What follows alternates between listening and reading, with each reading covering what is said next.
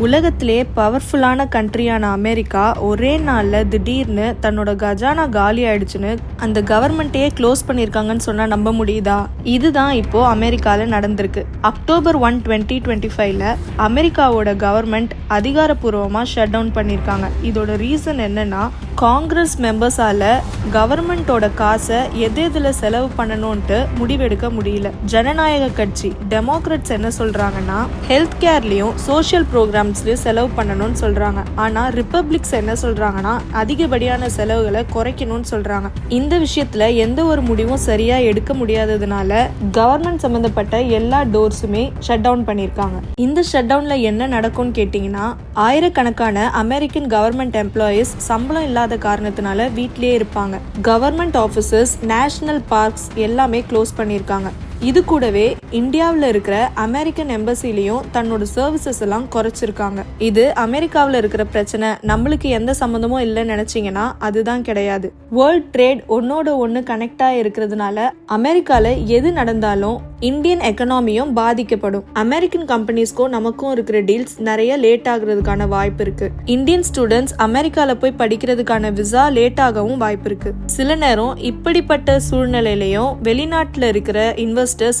Indian ட்ரேடிங்ல invest பண்றதுக்கான வாய்ப்பும் அதிகம். இது ஷார்ட் பீரியட்ல ஏற்படுற பாதிப்பா இருந்தாலும் இந்தியாவுக்கு இதுல பலன் கிடைக்கவும் வாய்ப்பு இருக்கு. அமெரிக்கால நடக்கிற ஷட் டவுன் ஒரு சாதாரணமான அரசியல் நாடகம் கிடையாது. இது உலகத்தையே உழுக்கிற ஒரு ஷாக் வேவ் மாதிரி. இது நம்மளோட வேலையையும் டிராவல் பிளான்ஸையும் மட்டும் பாதிக்காது. இந்த ஷட் டவுன் நம்மளோட வருமானத்தையுமே பாதிக்கலாம். என்னதான் அமெரிக்கா பெஸ்ட் கண்ட்ரியா இருந்தாலும் அவங்க கொடுக்கிற ட்விஸ்ட் ஒவ்வொரு நாளும் நம்ம எதிர்பார்க்காத அளவுக்கு இருக்கு.